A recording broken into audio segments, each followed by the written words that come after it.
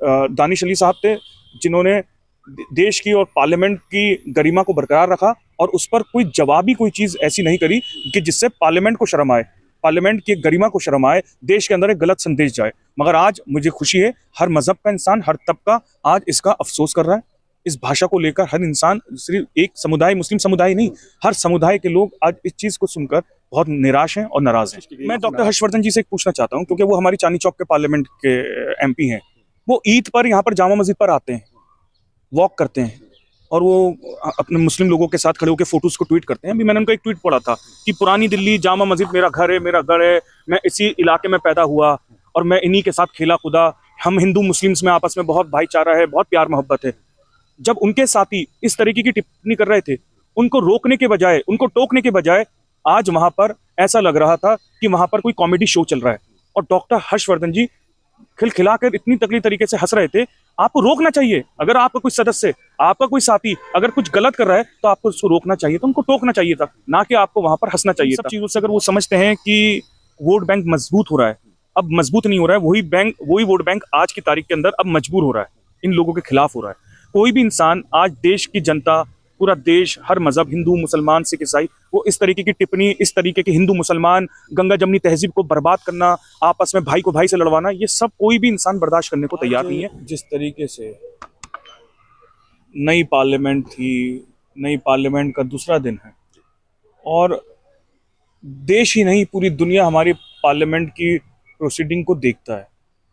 हम आने वाली नस्ल को, इस डेमोक्रेसी को, डेमोक्रेसी है हमारे मुल्क में, बोलने की आज़ादी है, मगर इस हद तक इतना गिरना, मतलब इस स्तर में मैं समझता हूं कि आज तक आज़ाद भारत के बाद पार्लियामेंट्स के, लोकसभा के, राज्यसभा के मिनट्स उठा के देख लीजिएगा, कभी भी इस तरीके की अमर्यादित भाषा इस्तेमाल शायद ही पार्लियामेंट के अंदर कभी किसी ने करी हो। तमाम लोग, तमाम नेता, चाहे अंदर सदन में कितना भी लड़ें, बाहर आके वो चाय जरूर पीते हैं एक साथ मिलकर। मगर आज जिस तरीके से रमेश बुद्धूड़ी ने जिस तरीके की हरकत की है, ये अपना आप में नाकाबिले बर्दाश्त है।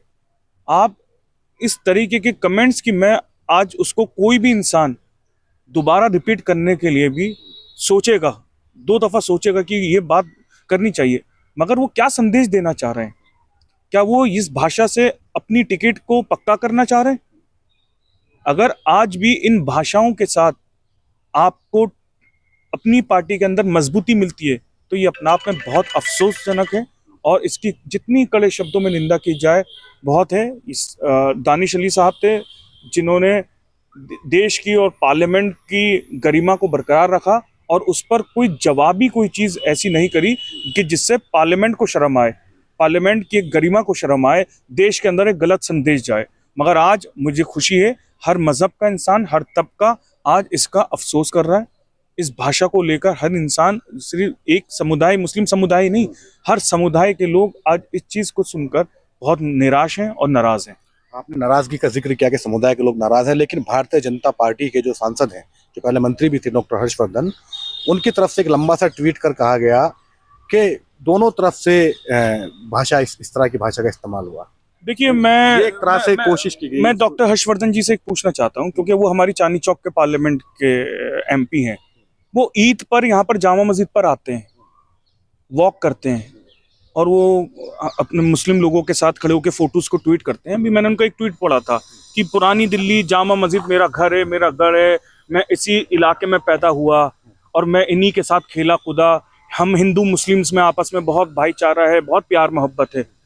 जब उनके साथी इस तरीके की टिप्पणी कर रहे थे, उनको रोकने के बजाय, उनको टोकने के बजाय, आज वहां पर ऐसा लग रहा था कि वहां पर कोई कॉमेडी शो चल रहा है और डॉक्टर हर्षवर्धन जी खिलखिलाकर इतनी तगड़ी तरीके से हंस रहे थे। आपको रोकना चाहिए। अगर आपका कोई सदस्य, आपका कोई साथी अगर कुछ गलत कर रहा है तो आपको उसको रोकना चाहिए, तो उनको टोकना चाहिए था, ना कि आपको वहां पर हंसना चाहिए था। ये बहुत अफसोस है और मुझे अफसोस है कि चांदनी चौक पार्लियामेंट के आप एमपी होकर, जहां पर 35% से ज्यादा मुस्लिम समुदाय है, और आप इस तरीके की टिप्पणी करेंगे, इस तरीके का क्या मैसेज देना चाह रहे हैं? और मैं समझता हूं कि हद से ज्यादा इसकी कड़ी निंदा की जाती है कि आपने रोका नहीं, आपने टोका नहीं।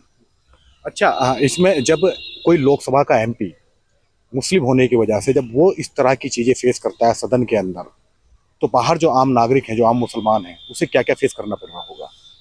यही 9 साल की उपलब्धि है क्या? देखिए, फेस तो हर चीज़ ही कर रहे हैं, मगर इन सब चीज़ों से अगर वो समझते हैं कि वोट बैंक मजबूत हो रहा है, अब मजबूत नहीं हो रहा है, वही वोट बैंक आज की तारीख के अंदर अब मजबूर हो रहा है, इन लोगों के खिलाफ हो रहा है। कोई भी इंसान आज देश की जनता, पूरा देश, हर मजहब, हिंदू मुसलमान सिख ईसाई, वो इस तरीके की टिप्पणी, इस तरीके के हिंदू मुसलमान गंगा जमनी तहजीब को बर्बाद करना, आपस में भाई को भाई से लड़वाना, ये सब कोई भी इंसान बर्दाश्त करने को तैयार नहीं है।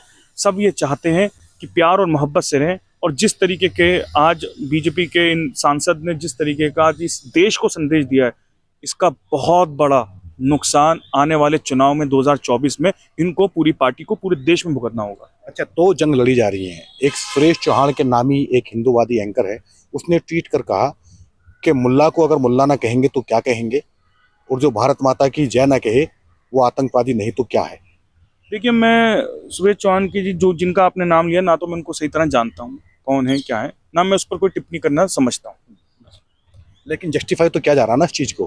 देखिए, अब हर किसी को कौन कौन क्या कहता है, हर किसी का जवाब देना भी मैं समझता हूँ सही नहीं है, उनको वैल्यू देने जैसी बात होगी ना। मैं नहीं चाहता कि उनको कोई वैल्यू दी जाए, ना कुछ है ऐसे, वो कुछ भी बोलते रहे, सुबह दोपहर शाम कुछ भी बोलते रहे, तो हम समझते हैं उनको कोई तवज्जो देने की बात ही नहीं है।